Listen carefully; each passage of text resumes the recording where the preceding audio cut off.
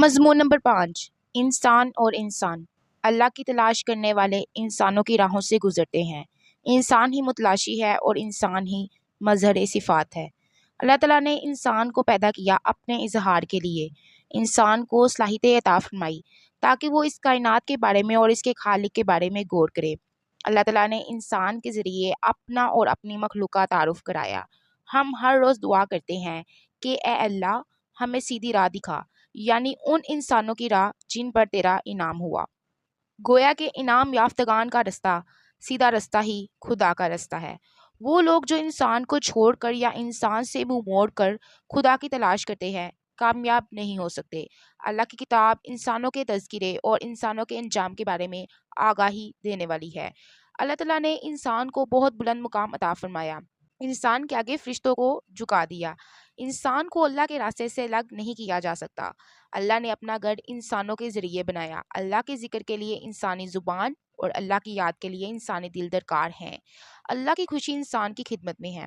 اللہ کا حکم ہے کہ انسانوں کی خدمت کرو، بھوکھوں کو کھانا کھلاؤ، سائل کو جھٹکی نہ دو، یتیم کا مال ہرگز نہ کھاؤ، کیے ہوئے وعدے پورے کرو، نرم کھو اور نرم دل ہو جاؤ، زمین پر اکڑ اکڑ کر مت چلو۔ یہ تمام احکام اللہ کے ہیں اور انسان کی خدمت کے لیے ہیں۔ اللہ کی رضا انسان کو خوش رکھنے میں ہے۔ اللہ تعالیٰ کا ارشاد ہے ماں باپ کے آگے اف نہ کرو، ان کو جھٹکی نہ دو، ان سے نرم الفاظ میں بات کرو۔ وہ جب بڑھاپے میں پہنچ جائیں تو ان کے لیے رحمت کے بازو پھیلا دو۔ خدمت ماں باپ کی اور خوشی اللہ کی، یہی بات گورے طلب ہے کہ اللہ کہاں ہے۔ سجدے میں اللہ ملتا ہے لیکن مسکین کو کھانا کھلانے میں اللہ کی رضا حاصل ہوتی ہے۔ انسان نے جس مقام پر انسانوں کو چھوڑ کر خدا سے محبت کا دعویٰ کیا وہ اکثر غلط نکلا۔ اللہ تعالیٰ نے اپنے نام کے ساتھ اپنے کلمے کے ساتھ انسان کا اسم بلند کیا، اپنا کلام انسانی قلب پر نازل فرمایا اور اپنے دین کی تبلیغ انسانوں کے ذریعے کی، انسانوں کے لیے۔ اللہ کے بارے میں جتنی بھی آگاہی دنیا میں موجود ہے، جتنا بھی بیان اور علم موجود ہے، سب انسان کے ذریعے سے ہے۔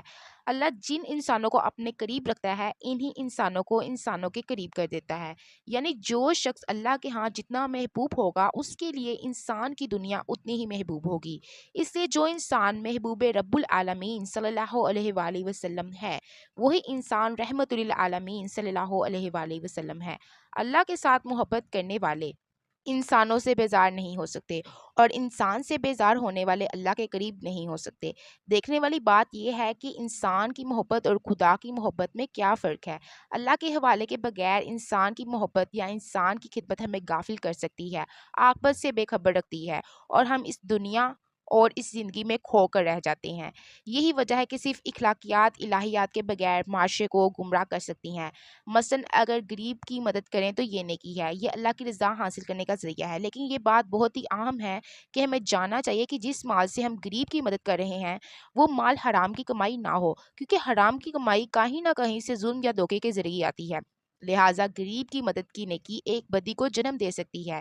اسی طرح رشوت کی دولت سے اگر حج کیا جائے تو یہ اللہ تعالیٰ کے احکام کی خلاف ورزی ہی نہیں، اس کے نظام کے خلاف بغاوت ہے۔ لازم یہ ہے کہ انسان اللہ کی رضا کے لیے اللہ کے قانون کے مطابق کمائی ہوئی دولت سے غریبوں، مسکینوں اور یتیموں کی خدمت کرے۔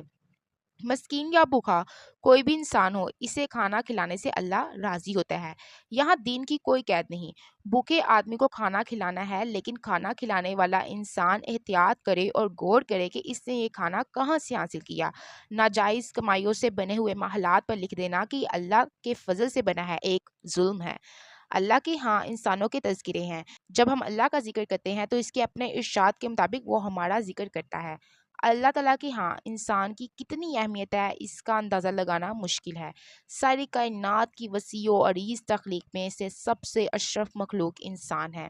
انسان کا مقام یہی ہے کہ اسے احسن تقویم بنایا گیا۔ اگر کسی انسان کا دل توڑ دیا جائے تو اللہ ناراض ہو جاتا ہے۔ کسی انسان کو حق سے محروم کر دیا جائے یہ اللہ کو ناپسند ہے۔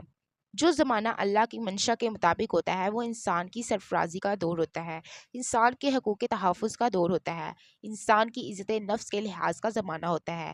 انسانیت کی عزت ہی خدا کے احکام کی بجا آوری میں ہے۔ نیکی دراصل انسانوں کے ساتھ نیک سلوک کا نام ہے۔ خالی نیکی تو کوئی نیکی نہیں۔ ہم نیکی انسان کے ساتھ کرتے ہیں، انعام اللہ تعالیٰ سے ملتا ہے۔ ہم غریب کی خدمت کرتے ہیں، سخاوت کی منزل پاتے ہیں۔ غریب انسان ایک لحاظ سے محسن ہے کہ وہ سخی ہونے کا موقع دیتا ہے۔ اگر اللہ کی طرف رجوع ہو تو لوگ غریبوں کو ڈھونڈ ڈھونڈ کر ان کی خدمت کریں، ان کی مدد کریں۔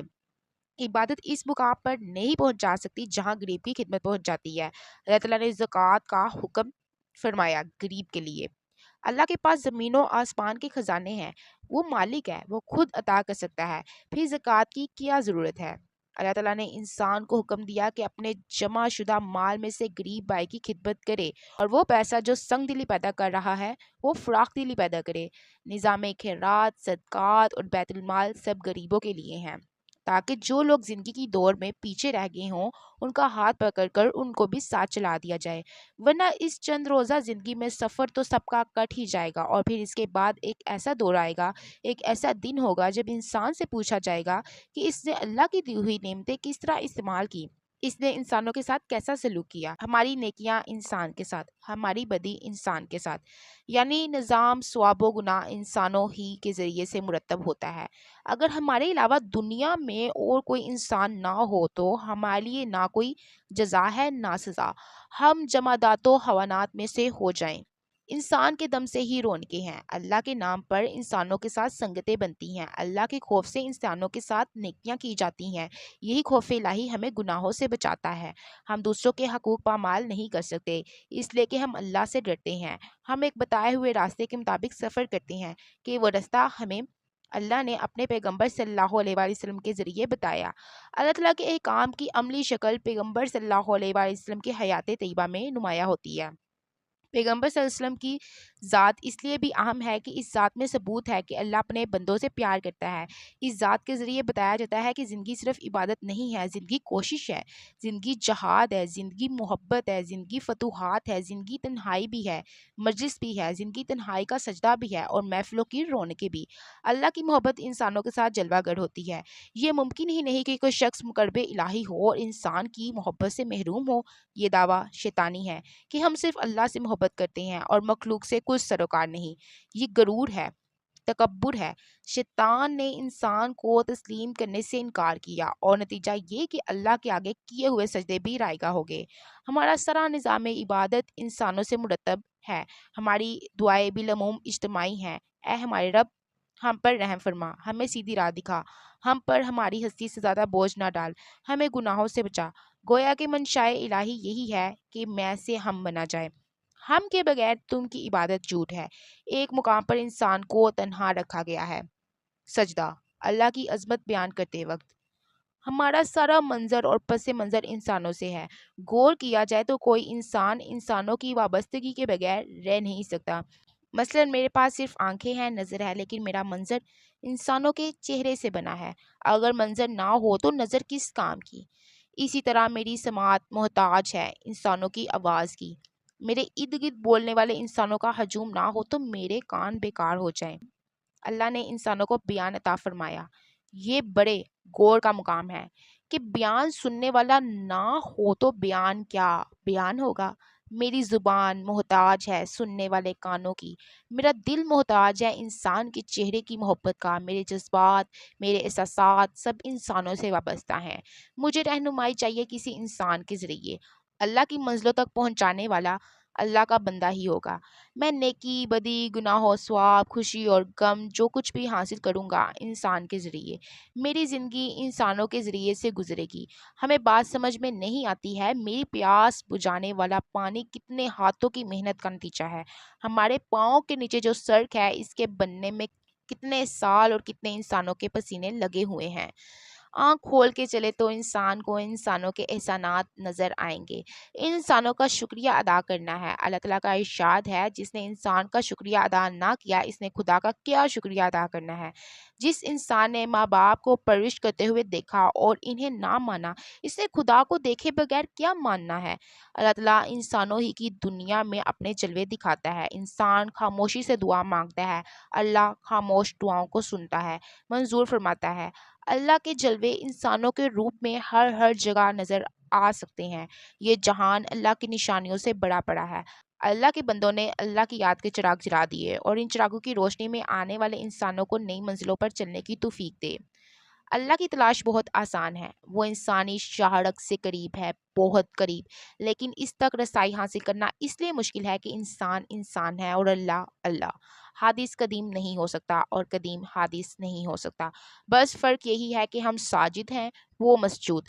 ہم پیدا ہوتے ہیں اور مر جاتے ہیں، اور وہ پیدائش اور موت سے آزاد حی و قیوم ہے۔ وہ ہر آغاز سے پہلے موجود تھا اور ہر انجام کے بعد موجود رہے گا۔ وہ اتنا قریب ہے لیکن اسے دیکھا نہیں جا سکتا، جس طرح ہم اپنی بینائی کو خود نہیں دیکھ سکے لیکن بینائی ہمارے قریب رہتی ہے۔ ہماری روح ہمارے پاس ہے لیکن ہم اسے دیکھ نہیں سکتے۔ ہماری ذات ہر وقت ہمارے ساتھ ہے لیکن اپنی ذات کا دیدار ممکن نہیں۔ سمندر میں رہنے والی مچھلی سمندر کو دیکھ نہیں سکتی، پانی سے نکلے بغیر سمندر نظر نہیں آتا، اور پانی سے نکلے تو مچھلی مچھلی نہیں رہتی۔ بس اللہ کے جلوے ہیں، پاس ہیں، ساتھ ہیں، لیکن کیا ہیں اور کہاں ہیں صرف محسوس کیا جا سکتا ہے۔ اور اللہ کی محبت کی انتہائی عملی شکل اللہ کے محبوب صلی اللہ علیہ وآلہ وسلم کی اطاعت اور محبت میں ہے۔ ارشاد باری تعالیٰ ہے کہ اے نبی صلی اللہ علیہ وآلہ وسلم، کہہ دیجئے کہ اگر تم لوگوں کو اللہ سے محبت ہے تو میری اطاعت کرو، اللہ تم سے محبت کرے گا۔ یعنی اللہ کی محبت انسان کے حوالے کے بغیر منظور ہی نہیں ہو سکتی۔ ہم اللہ سے محبت کریں اور پیغمبر صلی اللہ علیہ وآلہ وسلم کی نفی کریں تو یہ ممکن ہی نہیں کہ اللہ ہم سے محبت کرے۔ رابطے کے لیے انسان اور انسان کامل کا ہونا شرط اول ہے، اور اس انسان کامل صلی اللہ علیہ وآلہ وسلم کی زندگی اللہ کی یاد میں اور انسانوں کی خدمت میں گزری۔ عرفان الہی کے لیے مقام انسانیت کو پہچاننا ضروری ہے۔ انسانوں سے محبت کرو، یہی اللہ سے محبت کا ایک پہلو ہے۔ اللہ کی منزل کے سفر پر انسانوں کے ڈیرے ہیں، یہ رستہ انسانوں سے گزرتا ہے۔ اللہ کا ذکر کرنے والے، اللہ کے نام پر نثار ہونے والے، اللہ کی راہ میں شہید ہونے والے، اللہ کی یاد میں بے خبر ہونے والے، سب اللہ کے مظاہر ہیں۔ ان مقامات سے گزرے بغیر توحید کا سفر ممکن نہیں۔ زمین پر رہنے والوں کا خیال رکھو، آسمان والا تمہارا خیال رکھے گا۔ اللہ کے نام پر ہی بعض اوقات اللہ کے بندوں پر ظلم ہوا۔ اس بات کا خیال رکھا جائے کہ انسانوں کو تنگ نہ کیا جائے۔ انسان کے ذریعے ہی سے منزلیں حاصل ہوتی ہیں۔ وحدت کے جلوے کثرت میں پنہاں ہیں، لیکن اس کے سمجھنے کے لیے احتیاط اور استاد کامل کی ضرورت ہے۔